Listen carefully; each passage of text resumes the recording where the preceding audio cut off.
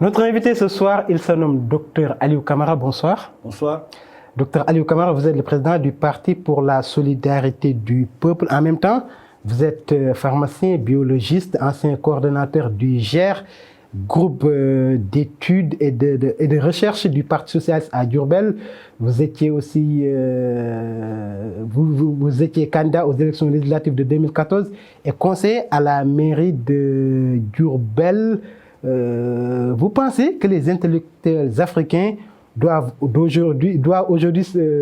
intellectuels africains d'aujourd'hui se doivent de visiter le passé pour vivre le présent afin d'inventer l'avenir et au demeurant assurer un substratum au développement des générations futures, raison pour laquelle vous voulez briguer le suffrage des Sénégalais? Oui, je pense bien que c'est tout à fait naturel que les intellectuels, que les cadres africains, en général, et particulièrement les cadres sénégalais, doivent s'engager en politique pour essayer d'apporter des solutions qui se posent à toutes ces populations, aussi bien sénégalaises qu'africaines. C'est notre mission. Je pense que c'est la mission des intellectuels et des cadres d'essayer de mener les peuples, les populations, avec des systèmes et des programmes vers le bien-être, le mieux-être et le plus-être. Donc vous pensez que les intellectuels doivent faire de la politique? Oui, je pense bien, parce que les intellectuels, un intellectuel, c'est quelqu'un qui est doué d'une certaine intelligence pour mettre en chantier des programmes et trouver les voies et moyens de les réaliser. C'est ça, un intellectuel. Et ce faisant, donc, les intellectuels doivent s'engager, s'organiser autour de programmes qui puissent sortir ces populations-là de cette situation. Et vous avez un programme pour sortir les populations de cette situation dont vous décrivez? Oui, naturellement. Quand on est déjà candidat à la présidence de la République, on a forcément un programme qu'on a bien mûri, qu'on a bien réfléchi et on n'attend que de mettre ça en chantier. Vous avez dit tantôt que j'étais le coordinateur du groupe d'études et de recherche du Parti socialiste. Qui dit études et recherche dit déjà donc la mise en chantier de tout un programme que nous avons acquis à travers notre cursus politique, cursus universitaire, cursus intellectuel, et qu'on voudrait bien mettre à la disposition de notre pays pour que notre pays aille de l'avant. Et actuellement, comment se passent les activités sur le terrain? Beaucoup de candidats à la candidature sont sur le parrainage. Vous avez obtenu le chiffre? Oui, bien sûr. De toute façon, nous avons commencé à essayer de respecter les dispositions donc, de la loi en ce qui concerne la candidature, parce que la candidature, déjà, il faut prononcer et donc déclarer sa candidature, mais il faut se conformer aux dispositions de la loi. La première disposition de la loi, c'est mettre sur place la caution qui s'élève à 30 millions. Nous avons déjà réalisé cette première étape-là. Notre caution est prête. Et nous attendons la date normale pour la déposer. Oui, mais avant tout cela, il y a le parrainage. Oui, c'est ça. Bon, la deuxième étape maintenant, c'était le parrainage qui a été arrêté par la loi entre 0,6 et 0,8% du fichier électoral. Et ce qui nous conduit à un minimum de 44 et quelques mille parrains qu'il faut réunir et un maximum de 58 000 et quelques parrains qu'il faut réunir. Nous, on est à 60 000 parrains. Donc vous avez obtenu le chiffre. Pratiquement réalisé le nombre de nos parrainages. La semaine dernière, nous avons déclaré qu'on était à 90%. Aujourd'hui, je peux vous assurer qu'on est à 60 000 parrains, donc on est à 100%.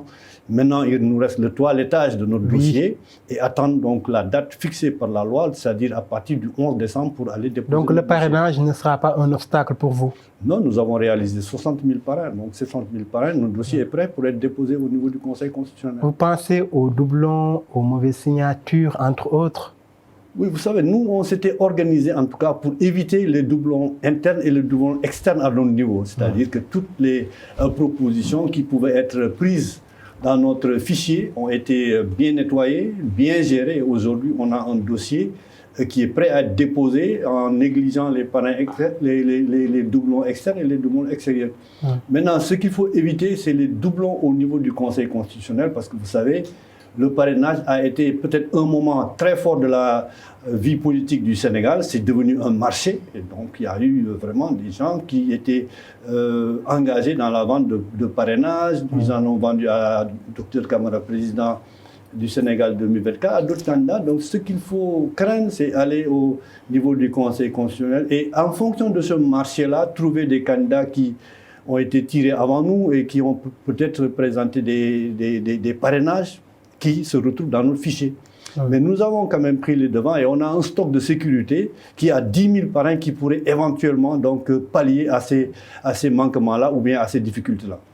Nous avons remarqué qu'il y a une pléthore de candidatures pour cette élection présidentielle de 2024. Forcément, il y aura du filtrage. Supposons, si vous ne passez pas l'étape du parrainage, vous allez soutenir quel candidat?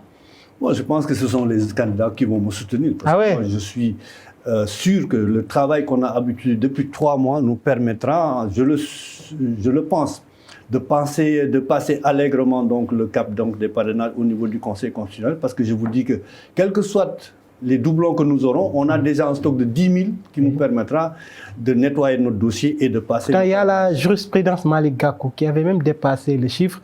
Il est revenu, il a été recalé. Vous pensez à tout cela? De toute façon, moi, j'ai pris les dispositions pour passer ce cap des parrainages. On a nettoyé notre fichier que nous allons déposer et on a un stock de 10 000 pour éventuellement ces doublons qui pourraient sortir donc, du tirage des gens qui passent avant nous, qui présentent des parrains, à qui on a vendu des parrains. Non, 10 000, on pense qu'on n'aura pas quand même 10 000 parrains à substituer. Donc, on a une bonne réserve qui nous permettra de passer le cap donc, des parrainages au niveau du Conseil constitutionnel. Je pense que c'est aux autres candidats qui devraient peut-être penser à nous soutenir, mais nous allons passer, Inch'Allah. Docteur Aliou Camara, président du Parti pour la solidarité du peuple, est notre invité ce soir. Alors, vous êtes candidat à la candidature à cette élection présidentielle de 2024. Qu'est-ce que vous voulez changer concrètement dans ce pays, docteur Aliou Camara? Ce qu'il faut changer fondamentalement, c'est le système. Il faut changer le système. Ah, vous faites partie des antisystèmes? Je ne suis pas anti-système, mais je suis pour le changement du système. Je ne suis pas contre un système, mais je veux mettre en place un autre système qui peut régler les problèmes. Parce qu'on se rend compte que, en tout cas, le système qui est mis en place, c'est un système qu'on aménage, qu'on réaménage depuis donc, plusieurs années, en ce qui concerne donc, la gouvernance du président Macky Sall depuis 2012. Il est donc dans son programme, n'est-ce pas? Donc, mais on se rend compte qu'on n'a pas beaucoup de résultats avec le programme du président Macky Sall, le plan Sénégal émergent. Il y a beaucoup d'insuffisances. Il faudrait justement remplacer le système du président Macky Sall, qui est en chantier actuellement, et son candidat dit qu'il va continuer ce système. Oui, c'est ce qu'ils disent, la continuité du PSE n'est pas performant, justement. Donc il y a beaucoup de lacunes, et le président Macky Sall le sait. Et son candidat aussi le sait, le système n'est pas performant. Aujourd'hui, le Sénégal est dans une situation de blocage. Nous, à la place du Sénégal émergent, nous proposons le Sénégal résilient. C'est-à-dire que nous allons proposer un Sénégal qui se trouve aujourd'hui à un point moins négatif vers un Sénégal qui se retrouvera à un point positif, à un point plus. Donc nous voulons sortir les Sénégalais d'abord de la pauvreté, parce qu'aujourd'hui la pauvreté galope vers donc, des situations que les Sénégalais ne peuvent plus supporter. Il y a trop de pauvres au Sénégal. Et ça, le plan sénégalais n'a pas fait émerger ni le Sénégal ni les Sénégalais. Aujourd'hui, nous allons d'abord régler le problème de la pauvreté. Régler le problème de la pauvreté, c'est déjà donc faire en sorte que les Sénégalais mangent bien, que les Sénégalais puissent se vêtir normalement, que les Sénégalais puissent se soigner normalement, que les Sénégalais puissent donc réaliser et assumer donc les charges sociales. Qui dit charges sociales dit d'abord l'électricité, dit d'abord l'eau, dit d'abord le loyer, dit d'abord les logements. Tout ça, c'est un package qui pourra permettre aux Sénégalais aujourd'hui de vivre dignement. Oui. De vivre dignement. Parce qu'aujourd'hui, dans la vie, la solution ou bien le problème de tout un chacun, c'est de vivre dignement. Oui. Vous parlez de changer le système, pourtant vous étiez dans le Parti socialiste. Oui, j'étais dans le Parti socialiste. Oui. C'est pourquoi j'ai quitté le Parti socialiste. Justement. C'est pour changer le système. Justement, c'est pourquoi j'ai quitté le Parti socialiste. Oui. Et aujourd'hui, le Parti socialiste avec le président Macky Sall, je ne suis pas avec le président Macky Sall. Aujourd'hui, je propose un système qui change le Sénégal, le plan Sénégal émergent en plan Sénégal résilient. Donc, je ne suis pas du tout avec Macky Sall. Comment voyez-vous maintenant votre parti qui va rater 2 élections présidentielles 2019-2024? Votre parti socialiste, comment vous le voyez aujourd'hui? Je ne suis pas du parti socialiste. J'ai un parti, vous l'avez dit à l'entame de vos propos. Mais... Je suis donc le président du parti du peuple. Oui. Donc, ce n'est pas le parti socialiste.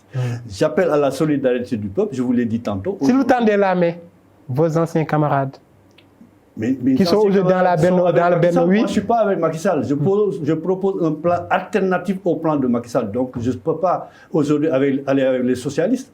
De toute façon, même la maison socialiste est divisée. Oui. Donc, il y en a qui sont le camp de Khalifa, il y en a pour d'autres choix.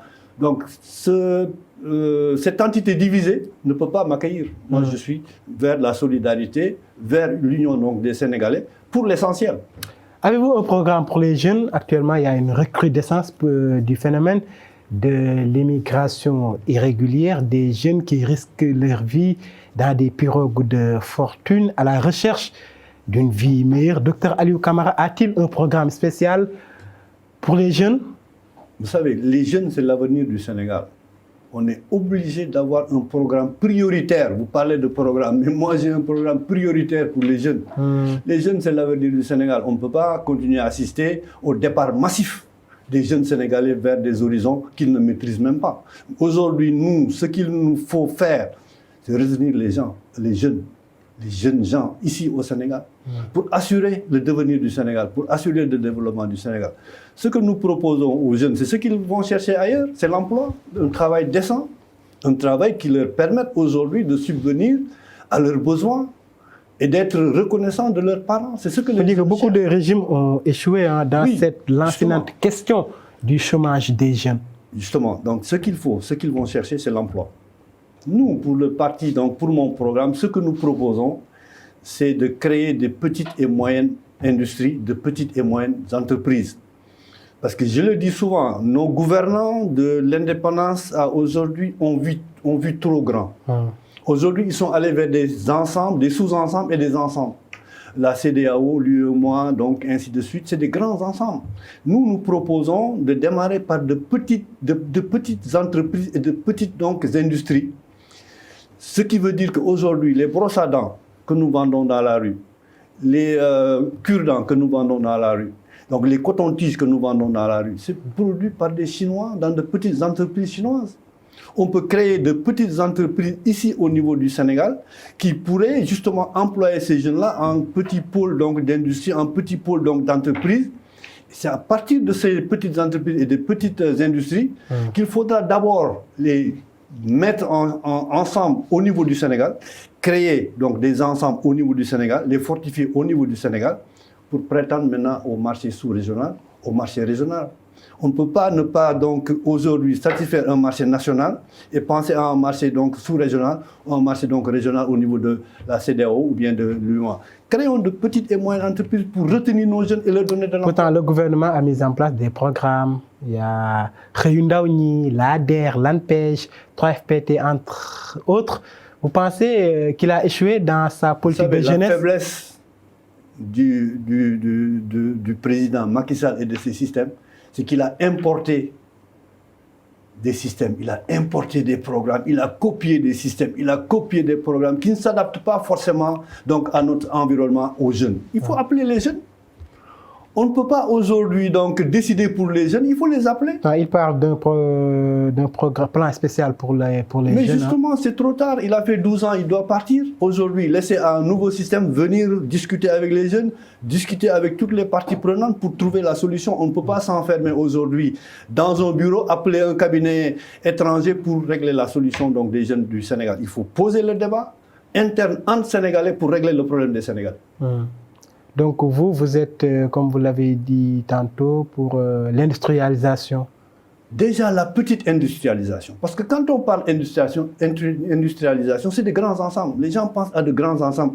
Moi, je mets en place de petites industries et de petites entreprises qui pourraient d'abord au niveau national se fédérer pour donc fédérer des forces et attaquer le marché sous-régional, le marché régional et le marché international. C'est ça ma vision. Docteur Aliou Camara, président du Parti pour la solidarité du peuple, est notre invité ce soir. Alors, puisque vous êtes de l'opposition, quels sont vos rapports avec l'opposition? Je ne suis pas de l'opposition. Je suis pas du pouvoir. Vous êtes une candidate indépendante?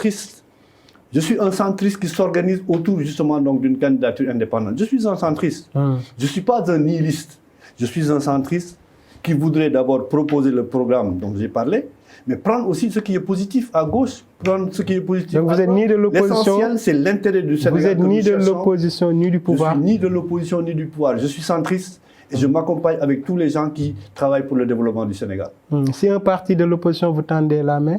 Moi, je vous dis que je vous l'ai dit. Parce qu'actuellement, bon, nous voyons que l'élection présidentielle, ça gagne maintenant par coalition. Hein? Par coalition. Mais en tout cas, je serai le leader de toute une coalition qui se créera autour de ma candidature. Donc, vous ne serez pas derrière une candidature? Si je passe les parrainages, je serai derrière personne. Je serai devant tout le monde. Très bien. Vous êtes pharmacien, biologiste. Quel regard jetez-vous sur notre industrie pharmaceutique? Bon, je pense qu'aujourd'hui, comme je l'ai dit, le médicament qui est organisé donc autour de la pharmacie a plusieurs catégories. Il y a déjà les médicaments sociaux, il y a déjà les génériques et maintenant il y a les spécialités. Ce sont les grandes catégories de médicaments. Aujourd'hui, ce qu'il faudra pour déjà régler le problème des médicaments au niveau du Sénégal, c'est favoriser le développement et la fabrication des médicaments sociaux. C'est des médicaments qui ne coûtent pas cher et des médicaments qui peuvent quand même répondre à toutes les pathologies qui se présentent à nos populations. Si on commence par les médicaments sociaux, maintenant on va vers les génériques, on va développer la fabrication des génériques. Ça ne coûte pas cher, ça peut compléter les médicaments sociaux. Avec une gamme de médicaments sociaux et une gamme de médicaments génériques, on peut déjà régler le problème. Ce qui coûte cher et qui pose problème, c'est les spécialités, parce que les spécialités, ce sont des noms de marques qui appartiennent à des laboratoires au niveau international. Et ces spécialités-là coûtent forcément cher parce que ce sont des produits qui résultent de recherche, d'investissement, de fabrication, de process, ainsi de suite. Quand ça vient sur le marché, forcément, c'est des produits chers. C'est ce qu'on appelle les spécialités. Mais les spécialités ont un temps de marque de 10 à 15 ans. C'est-à-dire que si le spécialiste trouve son médicament, il a une obligation donc d'exploiter exclusivement en son nom ce médicament-là. Mais au bout de 10 ans, 15 ans, ça passe dans ce qu'on appelle le domaine public et ça devient générique. Tout un chacun pourra déjà fabriquer ce médicament. Est-ce qu'on ne doit pas produire des médicaments ici dans ce pays? Justement, c'est ce que j'ai dit. Il faut d'abord commencer par la production de médicaments sociaux, aller vers le médicament donc générique, et je pense que le problème des médicaments au niveau donc de notre pays et au niveau de l'Afrique sera réglé. Mais essayez d'éviter les spécialités. Pourquoi? Parce que comme je vous l'ai dit, les spécialistes, ça coûte cher. Ça appartient à des laboratoires qui ont donc la marque brevetée. On ne peut pas aujourd'hui sortir donc de ce brevet-là et négliger le prix de vente déterminé par le laboratoire à qui appartient la marque. C'est pourquoi c'est cher. Et si vous êtes élu, qu'est-ce que vous allez changer? Je vous dis, si je suis élu, on va d'abord favoriser la fabrication des médicaments sociaux, la fabrication des médicaments génériques, et essayer maintenant de négocier avec les laboratoires pour avoir des prix accessibles pour nos populations, afin que nos populations puissent avoir une santé améliorée et une bonne santé, parce qu'aujourd'hui, pour aller dans le développement du Sénégal, il faut que les Sénégalais aient d'abord une bonne santé. Et justement, restons sur la santé. On voit souvent des médecins qui se plaignent du mauvais plateau médical. Nos hôpitaux ne sont pas équipés. Qu'est-ce que vous en pensez?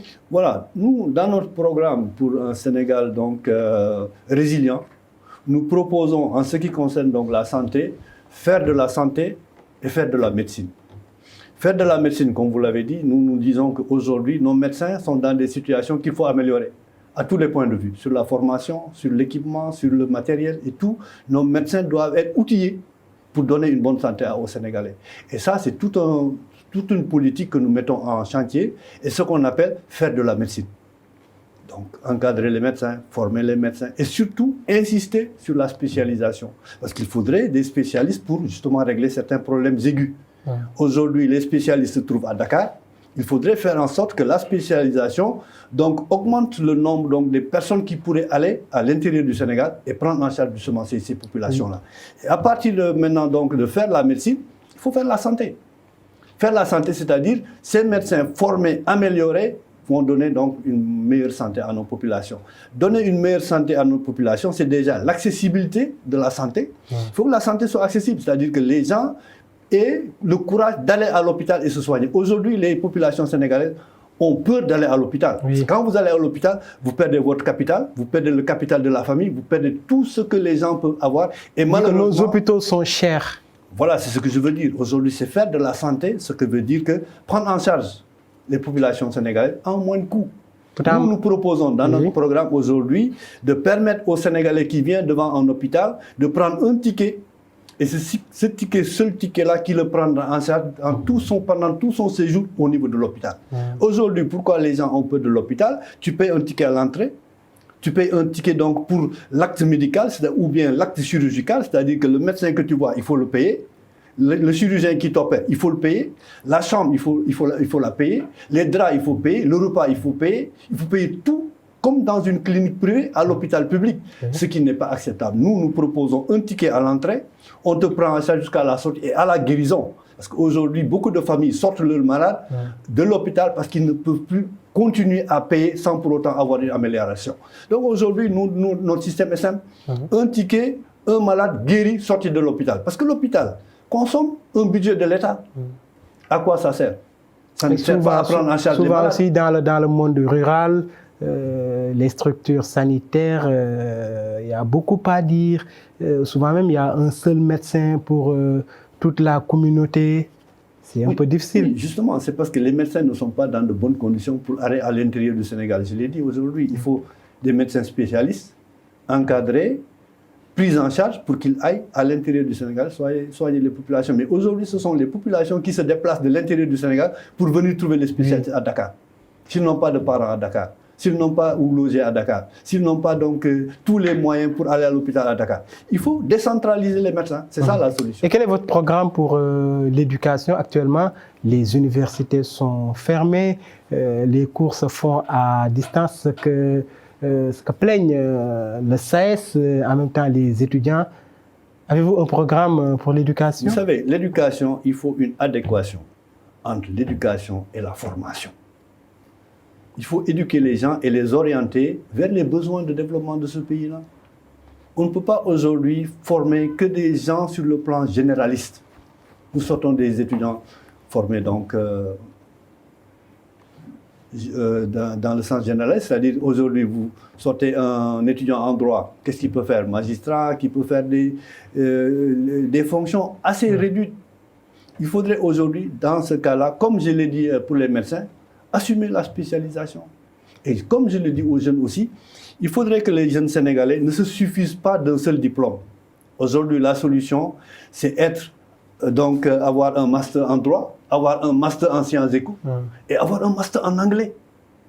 Donc vraiment augmenter Mais si les universités sont fermées, comment ils peuvent faire? Non, moi je vais ouvrir les universités quand même. Ah oui. C'est Macky Sall qui a fermé les universités, mais pas Dr Camara. Donc on va ouvrir les universités. Parce que les universités donc, sont faites pour les étudiants. Aujourd'hui, on demande aux étudiants donc d'un apprentissage à distance. Mais les moyens ne sont pas réunis. Aujourd'hui, donc, la Sonatel ne propose pas un bon réseau pour permettre à l'étudiant qui habite à Diourbel d'être connecté et de suivre ses cours à l'université. Donc c'est une très mauvaise option. Et justement, il faut une option en J'avais oublié votre localité Diourbel, allez-y. Il faut une option en résidentiel. Il faut que les étudiants viennent apprendre. Il faut décentraliser les universités et donner la capacité à ces étudiants-là de se spécialiser et de répondre donc aux besoins du développement du Sénégal. Vous avez parlé de Diourbel, c'est votre base. Alors, là-bas, comment ça se passe? C'est le fief du pouvoir, hein? Le fief du pouvoir en politique? Oui. C'est pourquoi ils n'ont rien fait. Quand tu as un fief, il faut savoir donc développer ce fief-là et ne pas mettre ces populations dans un besoin constant. Les populations de Diourbel ont été oubliées. Macky Sall a inauguré quelque chose partout dans le Sénégal, sauf à Diourbel. Il n'a rien inauguré à Diourbel, donc il n'avait pas de plan pour Diourbel. C'est pourquoi donc nous, aujourd'hui, on propose un plan pour le Sénégal sans oublier Diourbel. La bataille de Diourbel aura-t-elle lieu? Mais elle est déjà gagnée par Dr Camara. Moi, je suis un natif de Diourbel. Ah ouais? Oui.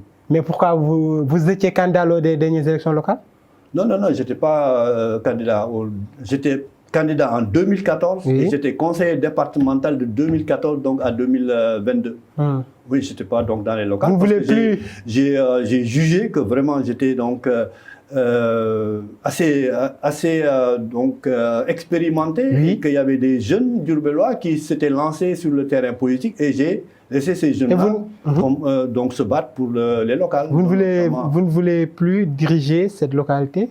Mais ça appartient aux Diourbellois. En tout cas, aujourd'hui, moi, je suis candidat présidentiel, donc les locales sont derrière moi. Oui. Et les locales, c'est les Diourbellois qui décident. Si les Diourbellois veulent toujours donc, me confier une mairie ou bien le conseil départemental, j'ai déjà l'expérience. J'ai été conseiller municipal à Diourbel en 1996, donc je ne regarde pas dans le rétroviseur. C'était sous le régime socialiste. En 1996, j'étais déjà conseiller municipal avec Jacques Baudin, donc à la mairie de Diourbel. Aujourd'hui, je viens de terminer un mandat de conseil départemental au niveau du conseil départemental de Diourbel, que j'ai gagné avec le rassemblement du peuple de Serigne Mamoun Niass. Donc j'étais le coordonnateur du RP de Serigne Mamoun Niass et j'ai gagné 2 sièges au conseil départemental de Diourbel, donc pour 2014 à 2022. Donc vous allez gagner Diourbel haut la main?